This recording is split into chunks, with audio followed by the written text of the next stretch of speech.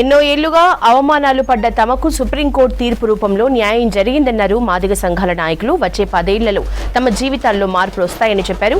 SC ST రిజర్వేషన్ల వర్గీకరణకు అనుకూలంగా సుప్రీంకోర్టు తీర్పు ఇచ్చినందుకు సీఎం రేవంత్ రెడ్డిని కలిసి కృతజ్ఞతలు తెలిపారు. మాదిగల వర్గీకరణ కోసం ప్రభుత్వం సుప్రీంకోర్టులో ప్రత్యేకంగా అడ్వకేట్ ని నియమించి తమకు అండగా నిలిచిందన్నారు మాదిగ సంఘాల నాయకులు.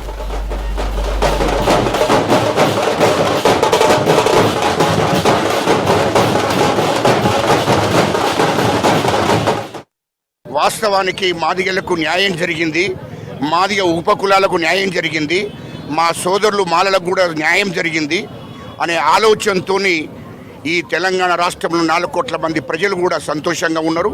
మా ముఖ్యమంత్రి గారు, ఇక్కడ ఉన్నటువంటి ఎమ్మెల్యేలు, మంత్రులందరూ కూడా సంతోషం వ్యక్తం చేస్తున్నారు. ఇది 30 ఏళ్ల సుదీర్ఘ పోరాటం. 30 ఏళ్ల నుంచే వర్గీకరణ కావాలని చెప్పి ఉద్యమం చేస్తే చివరకు ఏ పార్టీలు కూడా వాళ్ళ స్వార్థ ప్రయోజనాల కోసం దేశవ్యాప్తంగా మాదిగలను ఉపయోగించుకున్నారు, రాష్ట్రంలో కూడా మాదిగలను ఉపయోగించుకున్నారు. కానీ ఎవరు కూడా మరి పార్లమెంట్లో బిల్లు పెట్టి ఏ పార్టీ కూడా సహకరించలేదు. కానీ ఇవాళ సుప్రీంకోర్టుకు కనికరం వచ్చి సుప్రీంకోర్టు తీర్పిచ్చాది.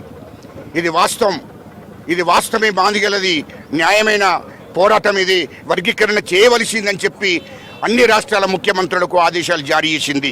మేము ఇప్పుడు ముఖ్యమంత్రి రేవంత్ రెడ్డి గారు కలిసి ఒక మెమోరాండం ఇవ్వడం జరిగింది. అదేందయ్యా అంటే, సార్ గ్రూప్ 1 ఉద్యోగాలు, గ్రూప్ 2 ఉద్యోగాలు ఇప్పుడు మీ చేతుల మీదుగా నియామకం జరుగుతున్న ఏదైతే ఉద్యోగాలు ఉన్నాయో అవి తెలంగాణ జనాభా నిష్పత్తి ప్రకారం ఎస్సీ రిజర్వేషన్ మాదిగలకు 12% వాటా ఇచ్చిన తర్వాతనే ఫిలప్ చేయాలని, అదే రకంగా వెంటనే గతంలో మన జనాభా నిష్పత్తి ప్రకారం మనైతే గ్రామాల్లో జనాభా సేకరణ చేసినామో తెలంగాణలో జనాభా సేకరణ చేసి వర్గీకరణను వచ్చే అసెంబ్లీలో ప్రవేశపెట్టి వెంటనే గ్రూప్ 1 గ్రూప్ 2 ఉద్యోగాలు ఇవాళ అందరికీ వస్తారు చూడాలని చెప్పేసి ముఖ్యమంత్రి గారు కాలు మొక్కి చెప్పినాము.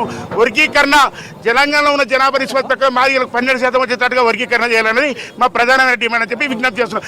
30 ఏళ్ల ఆకాంక్ష మాదిగల ఏబిసిడి అనేది ఈరోజు సుప్రీంకోర్టు తీర్పు ఇవ్వడం ద్వారా ఆ రాష్ట్రాలకు, ఈ దేశంలో ఉన్నటువంటి ఏ రాష్ట్రాలకు ఆ రాష్ట్రాల్లో వర్గీకరించుకోవచ్చు ఎస్సీ వర్గీకరణని తీర్పు ఇవ్వడం జరిగింది. కాబట్టి మొట్టమొదటిసారిగా నిన్న అసెంబ్లీలో రేవంత్ రెడ్డి గారు, ముఖ్యమంత్రి గారు మాదిగల తరపున మేము దేశంలోనే ఎక్కడ జరగని విధంగా తెలంగాణలో ఎస్సీ వర్గీకరణ ఇంప్లిమెంటేషన్ చేస్తామని చెప్పడం ద్వారా ఈరోజు ఇక్కడ సీఎం రేవంత్ రెడ్డి గారికి కృతజ్ఞత తెలియజేసుకోవడం కోసం ఇక్కడికి వచ్చాము.